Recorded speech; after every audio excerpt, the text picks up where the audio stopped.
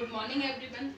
देखिए, आज हम पढ़ेंगे बीकॉम थर्ड ईयर का जो हमारा सब्जेक्ट है वो है ऑडिटिंग। और हम ऑडिटिंग में आपको क्या पढ़ा रहे थे, हमने आपको अनुसंधान पढ़ाया था। अनुसंधान की डेफिनेशन और तत्व वगैरह हमने आपको इससे पहली वाली वीडियो में करा दिया था। आज का हमारा जो टॉपिक रहेगा वो है अनुसंधान के उद्देश्य। तो सबसे पहले अपनी ये देखते हैं कि अनुसंधान इन्वेस्टिगेशन होता क्या है।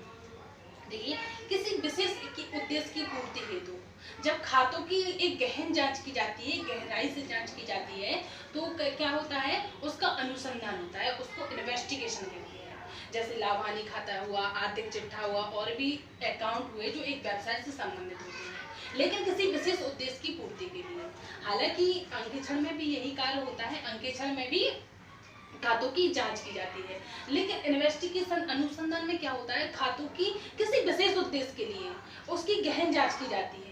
और अंकेक्षण का कार्य समाप्त होने के बाद और इन्वेस्टिगेशन होने के बाद, अनुसंधान होने के बाद उसको अपने एक नियोक्ता को एक रिपोर्ट देनी होती है, एक रिपोर्ट तैयार करनी होती है कि इसमें क्या आपकी कंपनी लॉस में जा रही है या प्रॉफिट में जा रही है, क्या कंडीशन है।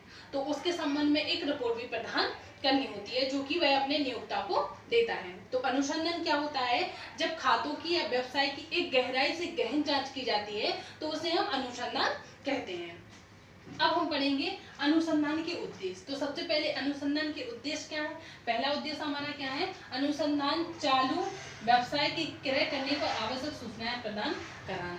क्या होता है, जब कोई व्यक्ति किसी के चालू व्यवसाय को खरीदना चाहता है, क्रय करना चाहता है, तो क्रय करने के संबंध में उसे उस व्यवसाय की स्थिति ज्ञान करनी होती है कि उसकी क्या कंडीशन है, क्या उस व्यवसाय में हमेशा प्रॉफिट होता है कि हमेशा लॉस हो रहा है, कि अभी प्रेजेंट में उसकी स्थिति क्या है। तो उसकी कंडीशन को ज्ञात करने के लिए, उसकी स्थिति को ज्ञात करने के लिए क्या होता है, अनुसंधान कराया जाता है। अनुसंधान किसी चालू व्यवसाय को, मतलब चलते हुए व्यवसाय को खरीदने के लिए, उस व्यवसाय की कंडीशन को पता करने के लिए, अगर जो व्यक्ति क्रय करता है तो वो उसकी अनुसंधान करवाना चाहता है और अनुसंधान की रिपोर्ट मांगता है, तो उस समय उस स्थिति में अनुसंधान होता है। दूसरा है अपना नए साझेदार के प्रवेश पर आवश्यक सूचनाएं प्रदान कराना। नए साझेदार के प्रवेश पर, यदि अपने जो हमारा बिजनेस है, जो व्यवसाय है, जो चल रहा है, उस व्यवसाय में कोई तीसरा व्यक्ति आया और बोला कि हम मतलब पार्टनर होना चाहता है, शेयर खरीदना चाहता है, तो उस कंडीशन में वो भी जानना चाहेगा कि व्यवसाय की स्थिति क्या है।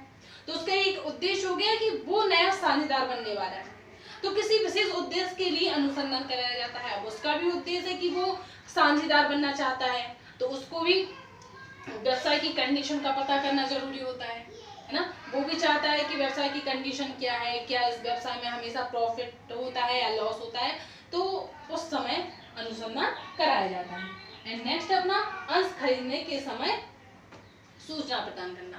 अगर व्यक्ति को कोई भी व्यक्ति हमारी कंपनी में अपने अंश खरीदना चाहता है, तो अंश खरीदना चाहता है तो वो भी व्यवसाय की कंडीशन को पता लगाना चाहता है, तो वो भी उसका अनुसंधान इन्वेस्टिगेशन करा सकता है।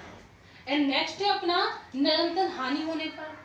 अगर व्यवसाय में निरंतर हानि की स्थिति में जा रही है, या कंपनी या व्यवसाय लगातार कई वर्षों से हानि होती रही और हानि ही हो रही है, तो इस कंडीशन में जो उसका नियोक्ता होता है, जो उसका मालिक होता है, जो उसका मैनेजमेंट करता है, तो वो ये चाहता है कि या तो इसमें कोई एम्प्लॉयर, इसके एम्प्लॉयर से तो नहीं हो रही गलती, या फिर अंकेक्षक तो नहीं कर रहा, तो उस कंडीशन में अपनी संस्था का अनुसंधान करा लेता है कि पता चल सके कि व्यवसाय में लगातार हानि हो क्यों रही है, तो उस कंडीशन में अनुसंधान कराया जाता है। एंड नेक्स्ट है अंकेक्षण की लापरवाही पर। अगर अंकेक्षण भी कभी कभी लापरवाही कर देता है, अंकेक्षण की भी रिपोर्ट गलत निकल जाती है, तो उस समय भी अनुसंधान कराया जा सकता है।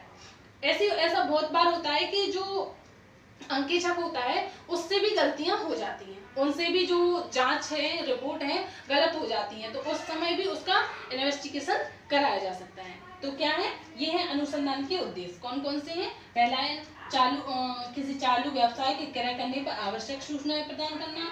दूसरा है नए साझेदार के प्रवेश पर आवश्यक सूचनाएं प्रदान करना।